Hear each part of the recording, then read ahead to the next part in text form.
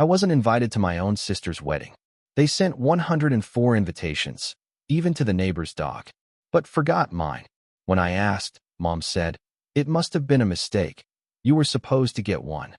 An hour later, my sister accidentally texted the family group chat, "TBH, the dog's a better guest than him." I replied, "Nice," and froze the $13,500 budget, flagged every vendor, then walked into City Hall with a folder. I wasn't invited to my own sister's wedding. You? To the wedding? Don't be ridiculous. That's what my mom said, not even looking up from the pot she was stirring. They probably assumed you wouldn't come anyway. It was 7:04 a.m. I'd brought her coffee, like I had every Friday for the past 5 years. I didn't ask, I just showed up. Helped. Quietly. Always. "Didn't you once say weddings are just overpriced parties?" she added, with a faint, disapproving smile. No, I didn't say that. I paid for it. $13,500. That's what I wired to Lena over 4 months to help out. For the venue, the flowers, the down payment on her dress. But somehow, the neighbor's dog got an invitation, and I didn't. "It must have been a mix-up," Mom said, quieter now. I didn't respond. I just walked out of the kitchen. I was already building a plan in my head. An hour later, I was in my car when the family group chat buzzed. I opened it. "Lena, TBH, the dog's a better guest than him." There it was. I typed, "Nice," and hit send. Then I opened my bank app. Wedding fund, frozen. Caterer payment, canceled. Florist deposit, flagged for review. Venue coordinator, notified of a potential fraud alert. Every vendor was under my name.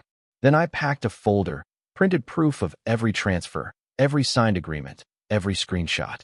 And I walked into City Hall. Stood in line. Waited my turn. I wasn't on the guest list. Fine. Now I wouldn't be in the ceremony at all. Let them try to celebrate without me. And without the money. They didn't see me as a person. I was a system. Like Wi-Fi or plumbing. Something you don't think, just expect to work. It had been this way for years. I was the one who made it out, got a stable job, never moved back in after college, kept my head down, and paid my bills. But somewhere along the way, responsible became available, and available became obligated. Lena knew that better than anyone. It started with small things. She forgot to cancel her gym membership for 6 months, the one I was covering. Then she lost her apartment lease and just needed help for a month. That turned into 7. Then came the car loan. Then her half of Mom's dental work. Each time, she'd say, "I swear I'll pay you back when I can." But I never expected the money back. They never even pretended. Dad made jokes about it. "Guess we raised one investor, huh?" He'd slap me on the back like it was some big compliment. Mom said things like, "You're such a blessing to this family. You always come through." It sounded sweet. Until you realized it was always followed by a request. And Lena, she was the queen of guilt. Her favorite move? The long, shaky voice memo. "Hey, I hate to even ask, but I don't know who else to go to. I've been so stressed lately. I have 27 of those saved." I counted. But the wedding? That's when it broke. Because this time, it wasn't just about money. It was about humiliation.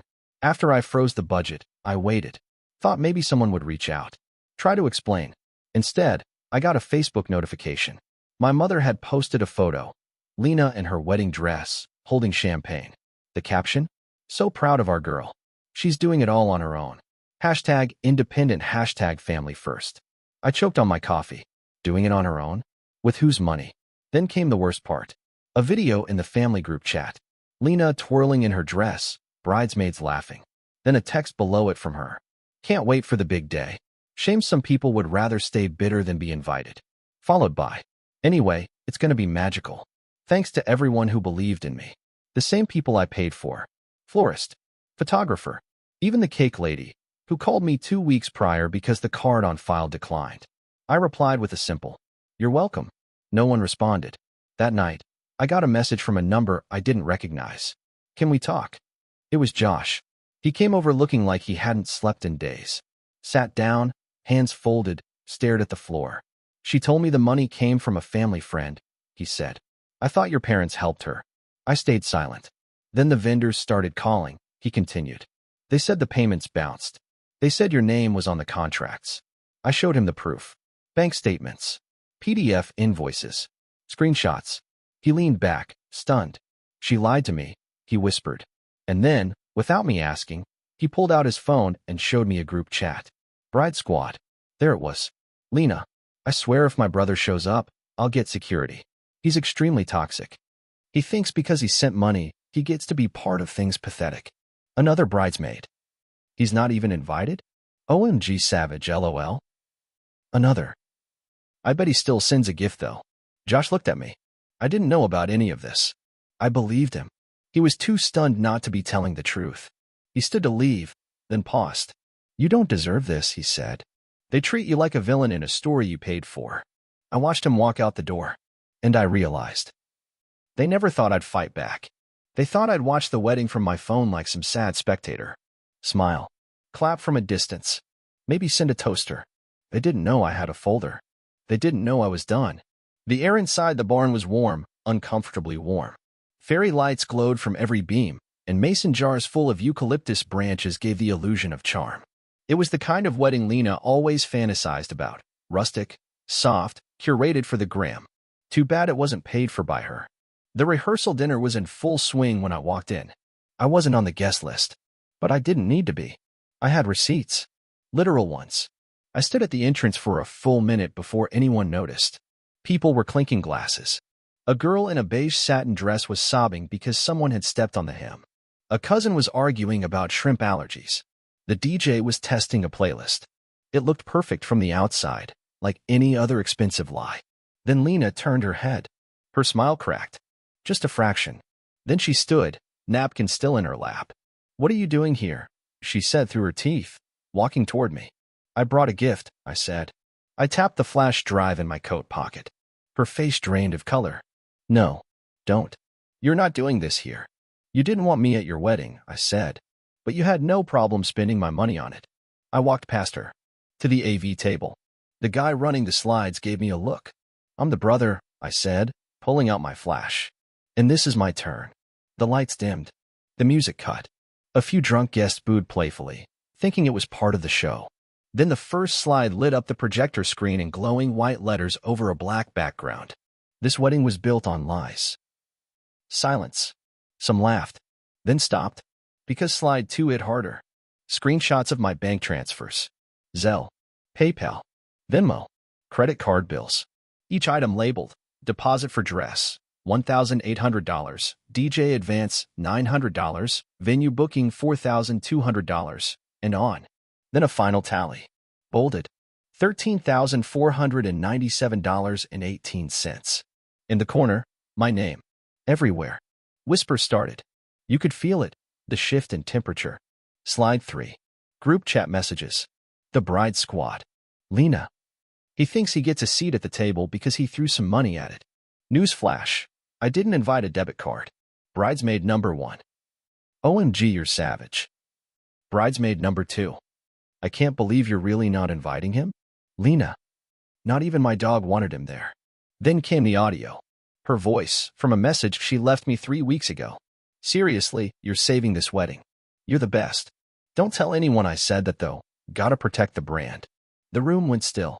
You could hear the clink of a spoon dropping into a wine glass across the room. My father stood. His tone was thunder. Turn that off. I turned. Calm. Why? You don't like the sound of your investment report? He took a step toward me. You think this is funny? I think it's fair. You stole my seat. Now I'm stealing the show. Slide 4. My mother's voice. I'd recorded the call the night she tried to explain why I hadn't been invited. It's not about you. Lena just didn't want you in the photos. And frankly, I agree. The silence cracked. Aunt Denise covered her mouth. Cousin Jake mumbled, Jesus. I stepped forward. For years, I said. I paid. Quietly. No questions. Every dentist bill. Every car repair. Lena's credit card debt. Mom's utilities. Dad's vacation shortfalls. I never said a word. Slide 5. Photos of the receipts. Notes from Lena. Thanks again. You're literally a hero. You're saving my life, RNFR.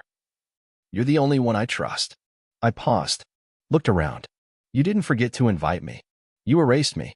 And you replaced me with a dog. Nervous chuckle from somewhere in the back. Then silence again. That's when Josh, the fiancé, finally stood up. He looked destroyed. You said he didn't want to come, he said to Lena. You said he threatened you. She opened her mouth, closed it, said nothing. He looked at me. She told me you weren't even involved. I nodded toward the screen. She also told her bridesmaids I was pathetic, that I'd send a gift anyway. Want to see that part again? He turned to her. I don't even know who I'm marrying. And then he pulled the ring from his finger, held it up, and placed it on the center of their table, right on top of the printed seating chart. I'm out. Gasps. Screams. Someone dropped a wine glass.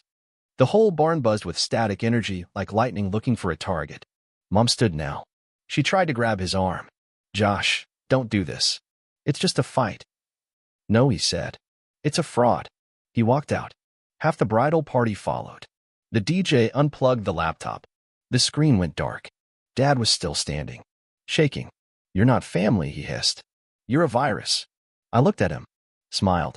A small, brutal smile. No, I said. I'm the antivirus. And then I walked out, not rushed.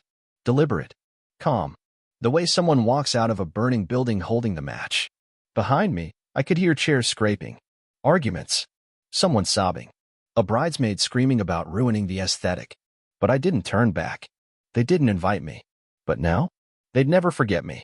I walked out of that barn like I'd stepped out of a burning building when I lit myself. And no one followed me. There were no shouts, no cries, no last-minute apologies. Just the faint echo of someone knocking over a chair and Lena sobbing in the background like her reality had cracked. Good. I didn't drive home. I drove forward. The next morning, I woke up at 7:13 a.m. No alarm. No anxiety. I made coffee in my quiet apartment, sat at the window, and waited for the storm. It didn't take long. By 8:42 a.m., my phone lit up. 24 missed calls. 6 from Mom. 4 from Dad. The rest? Lena. The first voicemail was from Mom. She was crying. Not the kind of cry that comes from heartbreak, the kind that comes from losing control. Why would you do this to us? This was your sister's one big day. Right. The day I paid for. Next voicemail, Dad. His voice didn't tremble. It roared. You've made your point. You happy now? You ruined everything. That one made me laugh. Because nothing was ruined. I just hit pause on a lie they'd been building for years. Lena didn't leave voicemails. Just texted. You're a monster. You made me look crazy. Do you even care how this makes you look? Oh, I cared. That's why I wasn't done yet. That afternoon, I opened the folder. The folder.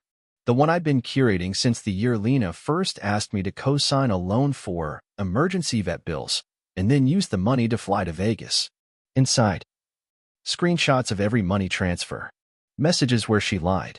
Voicemails. My mother's text begging for just a little help for Lena's mental health. Bank statements with my name on every major wedding vendor. Even an old email from my dad telling me, don't be such a girl about money. Just help your sister. It's what sons do. So I turned it all into a PDF. Titled it, The Price of Family. Then I posted it. No dramatic captions. No hashtags. Just a quiet, cold upload to Facebook. Visible to friends. And friends of friends. And family. All of them. Then I logged off. But the internet doesn't sleep. By the next day, the post had over 18,000 views. 300 comments. DMs from people I hadn't heard from in years. A classmate messaged me. Your story broke something in me. Thank you for saying it out loud. A cousin I hadn't seen since high school wrote. They did the same thing to me. I just never had the receipts. I didn't reply. I didn't need to. That night, I got a message from a wedding vendor. The DJ. He'd seen the post. He refunded me without even being asked. Said he didn't want to be part of whatever that was. Then the photographer messaged. Said she was considering backing out of her contract with Lena entirely. Said the energy around the wedding had turned toxic. One by one, vendors started ghosting her. Even the cake company pulled out. And I didn't have to do a thing. 3 days later, I got a knock at my door. I didn't answer. It was my father. I watched him through the peephole. He stood there for 5 full minutes. Not knocking. Just waiting. Then he left a letter. It wasn't an apology. It was a deal. You had your moment. Now let's make this go away. You've made your point. Let's move on. You can come to the rescheduled wedding. I stood there staring at the paper. He really thought this was about a seat at the table. That if I got my moment, I'd come crawling back. That a little silence and some time would put the mask back on. No, I didn't want a seat. I burned the whole table. That same night, I uploaded a second post. This one with videos. Clips from old family dinners where I was mocked. A birthday where Lena got a cake and I got a lecture. A voice recording from a car ride where Dad told me, "No one needs a martyr. If you're in, help. If not, please step aside." Then I closed the video with this. This isn't about a wedding. It's about a life. A pattern. A family that only shows up when your wallet opens. You don't owe loyalty to people who demand your silence in return. And if they call that betrayal, let them. By morning, the post had exploded. 2 podcasts invited me to speak. A subreddit turned it into a thread with 3,000 comments. People were tagging wedding vendors, therapists, financial coaches. The story wasn't just mine anymore. It was theirs, too. That's when Lena went nuclear. She posted a 7-minute story on Instagram. Sobbing. Full face. No filter. She called me manipulative. Said I was weaponizing trauma. That I was punishing a woman for not inviting her brother to a wedding. And at the end, she said, "He's not the victim. He's just bitter. He always wanted to be the favorite. This is jealousy. Nothing more." But people weren't buying it. Someone commented, "You're crying in a $1,200 dress he paid for. Maybe sit this one out." Another wrote, "Girl, he literally has receipts. You have emojis." And that was the end of her sympathy tour. Last I checked, she'd locked her account. Mom texted again that night. "I don't know what you think this will accomplish.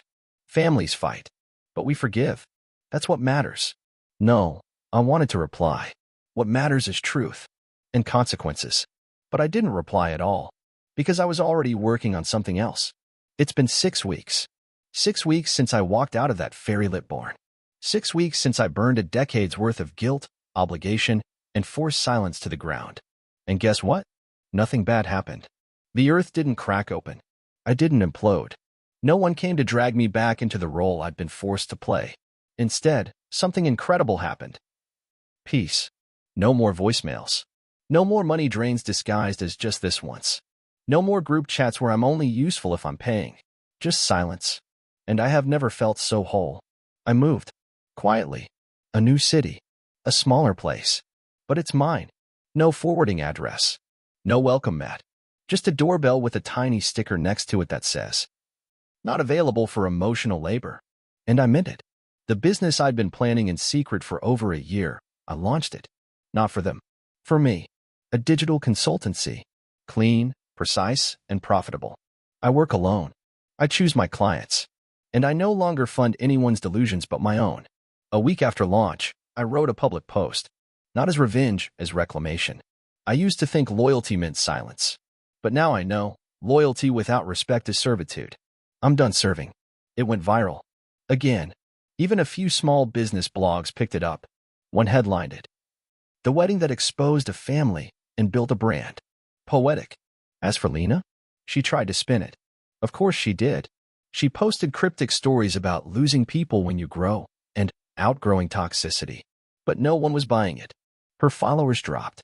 Her podcast? Still at 43 listeners. Except now the comments were turned off. And Josh? He sent me a message 2 weeks after everything collapsed. Just 3 words. "You saved me." I never answered. He didn't need a response. Some truths land better in silence.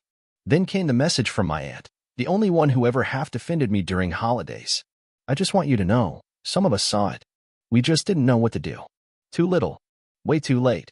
I didn't reply, but I screenshotted it and filed it away under a folder titled, "Recognition is not equal to reentry." That's my policy now. Because they'll try. Oh, they always do. They test the door. A tag on an old photo. A like on a business post. A weak comment. "So proud of you." Like nothing happened. Like the knife never turned. But I've changed the locks. Digitally. Emotionally. Permanently. The number they all had? Gone. I didn't just block them. I erased the line completely. No access. And in its place? A new phone. New number. One contact saved. Me. One afternoon, I walked past a print shop and paused. On impulse, I went in. Asked them to print a sign. Black background. White serif. Gloss finish. I mounted it outside my small new office door the next day. It reads, "Funded by the forgotten." A little private joke. A little public burn. Because yes, they forgot me. But I remembered everything. And I built something out of it. Out of the voicemails, the erasures, the gaslighting, the we're family guilt trap. I turned it into clarity, into purpose, into the one thing that could never take from me again. Autonomy. This time, I didn't ask for forgiveness. I didn't ask for closure. I became it. So, if you're reading this and you're where I was carrying everyone else's weight and still being called selfish, I'll leave you with this. You are not obligated to set yourself on fire to keep others warm. Some people only love you when you're useful. Burn the bridge, and then build a new one. For yourself. With stronger steel. I wasn't invited. But now, I own the venue.